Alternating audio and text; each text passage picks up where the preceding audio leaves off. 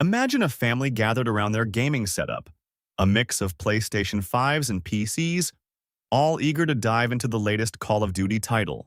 But there's a catch. A single, elusive port, number 3074, stands between them and seamless multiplayer bliss.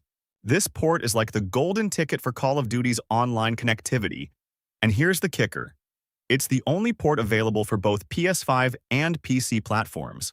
This means only one device can claim the coveted Open NAT status at a time, leaving the rest stuck with strict or moderate NAT types.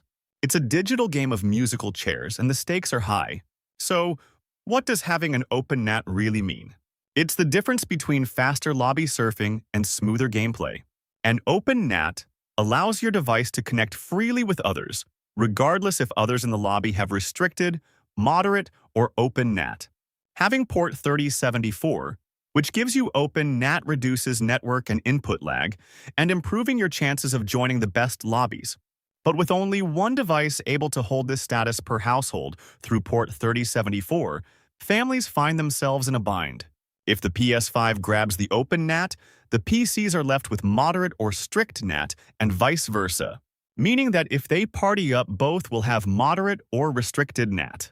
This limitation turns what should be a fun, cooperative gaming experience into a frustrating battle against your own network, because you are limited to play with others whose NAT type is also either moderate or restricted. You are forever locked out of lobbies whose players have port 3074 Open NAT. According to Google AI, family co-play households are roughly 70%, 83%, while single-player households are roughly 25%, 30%. The majority that co-play COD are being restricted to moderate NAT at best, leaving up to 30% of the player base to dominate all NAT types: open, moderate, and restricted, which was mistaken as SBMM or EOMM. In this case, the algorithm was falsely accused of that. What this means is that if one person in the household is using a device that has moderate NAT, everyone in the party of that household will also share that restricted NAT type when searching for lobbies, because the matchmaking system struggles to pair players efficiently, leading to a less enjoyable experience. Here's where it gets even trickier. There is not much documentation that is easy to find, explaining how important and limited port 3074 is for households with more than one platform, and the negative effects of household platforms that cannot use port 3074. Families are left in the dark, unaware that this single port is the root of their Call of Duty gaming nightmares. Without this crucial piece of information, troubleshooting becomes a guessing game. It's a silent trap that keeps families stuck in a cycle of moderate natty frustration. This port issue doesn't just affect hardcore gamers. It pushes casual players into what's known as sweatier lobbies, matches filled with competitive players. Why? Because PC players who often have better port forwarding setups dominate Open NAT, leaving moderate NAT households stuck at the whim of those who can pool all NAT types. To them, it's like being at a buffet, all you can eat. But to families playing together on platforms fighting for port 3074, they are given a clamshell box with enough space for 2 items from the buffet counter, which is unfair when you understand it. This imbalance skews matchmaking, making it harder for casual families to find fair and fun games together, without being parried to play against other families having the same problem. Port forwarding, the process of opening specific ports on a modem or router to improve connectivity, is often touted as the solution, and it can work on some older Call of Duty titles. However, it's not as simple as it sounds. Many families don't have the technical know-how to configure their routers correctly, and even when they do, the single port limitation for Call of Duty remains a barrier. One of the most noticeable effects of this port 3074 bottleneck is the increased time it takes to find decent lobbies. Players report waiting longer than those with port 3074 open. Sure, in Black Ops 7 they can stay in the lobby now. However, it shouldn't be mandatory to stay. If sweats enter the lobby between rounds, they should have just as much of a right to leave as others who have Open NAT. For the family stuck on that moderate NAT, the gameplay experience fundamentally breaks down. You start seeing ghost bullets, where your hit registration fails because your data packets are being reshuffled by the modem or router.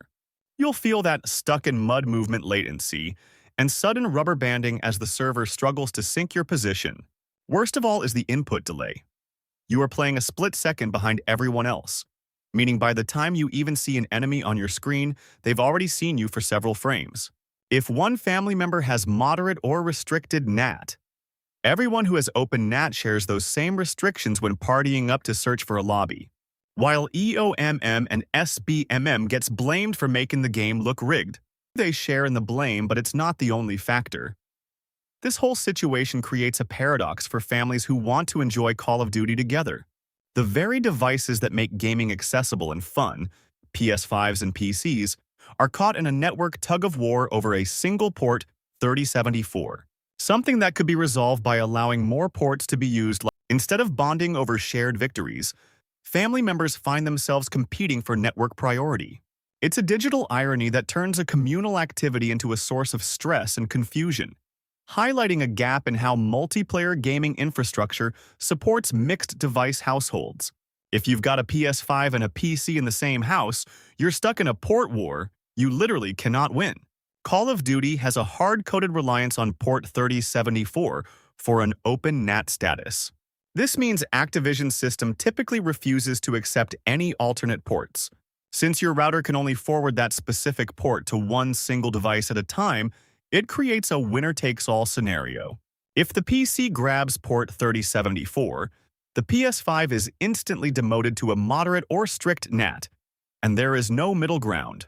While this port 3074 issue remains a thorn in the side of many Call of Duty families, there's hope on the horizon. Increased awareness and community pressure might encourage developers like Activision to address this limitation in future updates.